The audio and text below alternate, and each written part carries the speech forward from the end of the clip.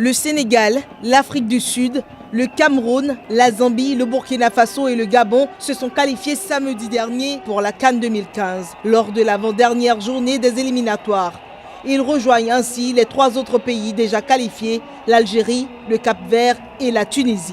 Le Sénégal d'Alain Giresse s'est qualifié lors d'un déplacement au Caire en dominant l'Égypte par 1-0. La qualification la plus émouvante revient à l'Afrique du Sud qui a battu le Soudan 2-1 pour le premier match des Bafana Bafana depuis la mort de leur gardien et capitaine Senzo Meyiwa en octobre dernier. Dans l'autre match du groupe, la victoire du Nigeria tenant du titre 2-0 sur les installations du Congo de Claude Leroy entretient le suspense entre ces deux équipes pour la deuxième place qualificative de la poule. Si le Nigeria se qualifie, une belle histoire s'écrira pour son coach Stephen Keshi, nommé à nouveau à son poste 15 jours après en avoir été limogé.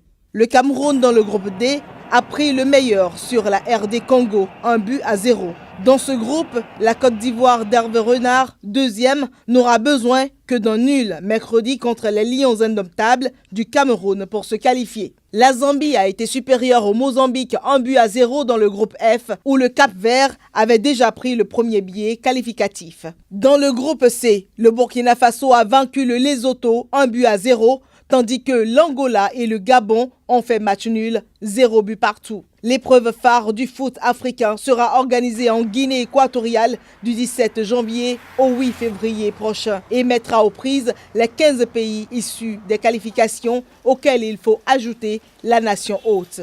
Le tirage au sort se déroulera le 3 décembre à Malabo, la capitale équato-guinéenne. Le Maroc, initialement désigné hôte de l'épreuve, a été écarté et disqualifié pour l'édition 2015 pour avoir demandé un report par crainte de l'épidémie d'Ebola. Il est également menacé de 4 années de suspension.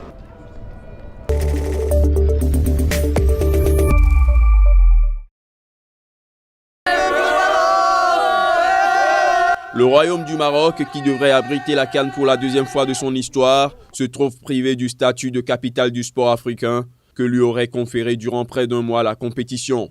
Sa sélection, qui devait participer au titre de pays hôte, a été également disqualifiée et d'autres sanctions pourraient suivre.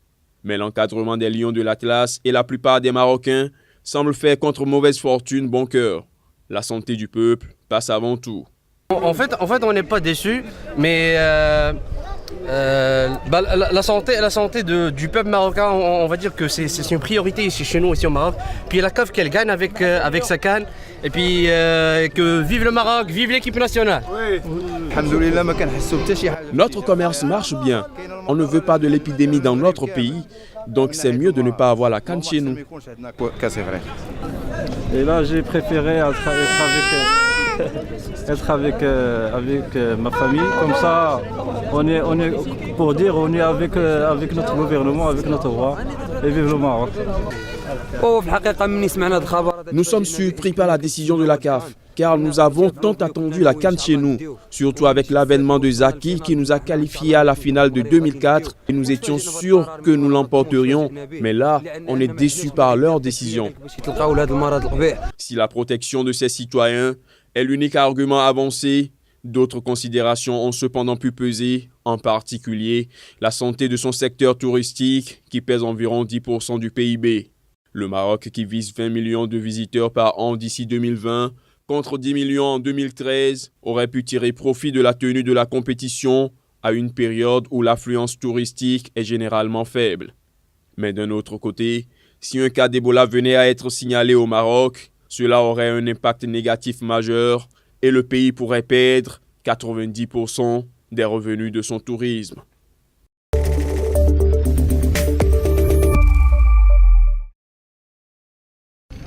Dans la minuscule fédération de football de la République turque de Chypre du Nord, une équipe sort du lot, Çetinkaya et ses 14 titres de champion. Mais dans cette Super League, la première division, seulement 14 clubs s'affrontent et aucun n'est professionnel. À cause de la situation politique de l'île, divisée en deux depuis 1974, les clubs du Nord n'ont pas le droit de participer à des compétitions internationales. Conséquence, les clubs ne jouent qu'entre eux. I want to play with other teams and I want to Je veux jouer contre d'autres équipes. Je veux accumuler de l'expérience et gagner plus d'argent grâce à cette activité. Mais c'est impossible ici. It's not possible. Les salaires des joueurs ne dépassent pas 500 € et ils ont tous un métier en dehors du terrain. D'après le coach du Çetinkaya, cet isolement sportif pèse sur leur niveau de jeu. Nos jeunes ne peuvent pas progresser car la situation ne leur offre pas d'avenir. Nous jouons seulement à un niveau amateur. Seul bol d'air pour la fédération, l'arrivée de quelques joueurs venus de l'étranger qui espèrent faire leur preuve à Chypre. Pour un débutant, c'est bien. Tu viens, tu fais tes débuts ici de 3 ans. Tu fais un bon carrière. Et si tu as un bon manager, tu peux aller chercher ailleurs, quoi. Ce soir, Çetinkaya joue contre Doğan, le derby de Chypre du Nord entre les deux plus grosses villes, Nicosie et Kyrenia.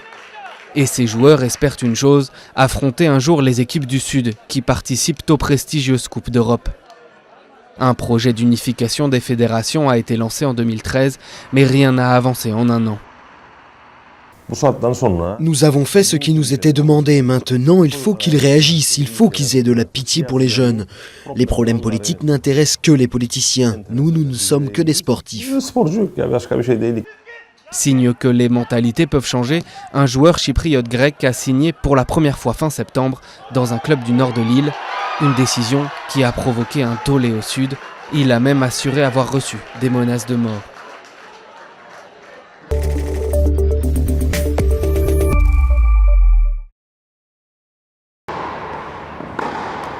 Pour prendre la Suisse dans ses filets, la France compte sur ses 4 mousquetaires. Gaël Monfils, Richard Gasquet, Joe Wilfried Tsonga et Gilles Simon. 4 anciens membres du top 10 qui ont bien l'intention de tout donner devant leur public. C'est la Coupe du Monde, hein. C'est la finale de la Coupe du Monde, donc forcément déjà de représenter son pays, forcément d'être en finale et de jouer en France. Donc tout ça fait que ça va être spécial et forcément il va falloir se transcender, quoi. À Lille, les Français ont choisi de jouer la finale sur terre battue, une surface exigeante qui nécessite une période d'adaptation. Pour cela, les Bleus auront eu une semaine de plus que les Suisses encore engagés au Masters de Londres. Un avantage minime toutefois pour Richard Gasquet. Federer, Wawrinka joue aussi très bien sur terre battue, donc on espère, il fallait faire un choix. Maintenant, c'est pas à mon avis la surface qui fera qu'on gagnera. Il faudra vraiment avoir un très haut niveau pour battre 2 joueurs comme ça, parce que c'est pas parce qu'on joue sur terre battue qu'on battra des joueurs comme Federer et Wawrinka, quoi. L'engagement, il est déjà bel et bien présent. La concurrence aussi, à l'image des 7 joués à l'entraînement entre Gasquet et Monfils. Il y a eu vraiment comme on le voulait avec le staff, vraiment une belle montée en puissance et vraiment de très bonnes journées de la part de tout le monde, que ce soit tennistique, et voilà, ou le physique à côté, ou le physique en même temps. Et voilà, je pense que tous les joueurs sont très contents en tout cas de ce point de vue-là. Lundi, les Bleus partiront pour Lille où ils seront rejoints par Julien Beneteau. Ils tenteront alors de remporter une 10e Coupe Davis pour la France, mais la première pour leur génération.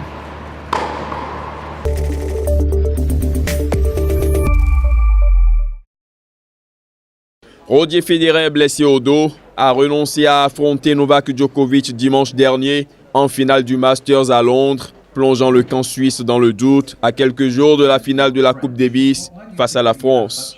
Le numéro 2 mondial a évité de donner des précisions sur la gravité de son état, se contentant d'annoncer au public londonien qu'il était incapable de défendre ses chances d'un 7e titre au Masters.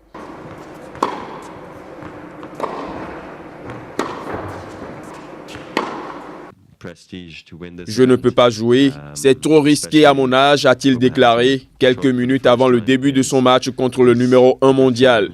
Federer a aussi discuté avec Djokovic et les déclarations de ce dernier à la presse ne rassurent pas les supporters suisses. À en croire Novak Djokovic, il y a un point d'interrogation en ce qui concerne la participation du Suisse à la finale de la Coupe Davis contre la France. Roger Federer, l'homme aux 17 titres au Grand Chelem, a ensuite expliqué sur son compte Facebook qu'il avait payé les conséquences de sa demi-finale acharnée, disputée samedi contre Stan Wawrinka.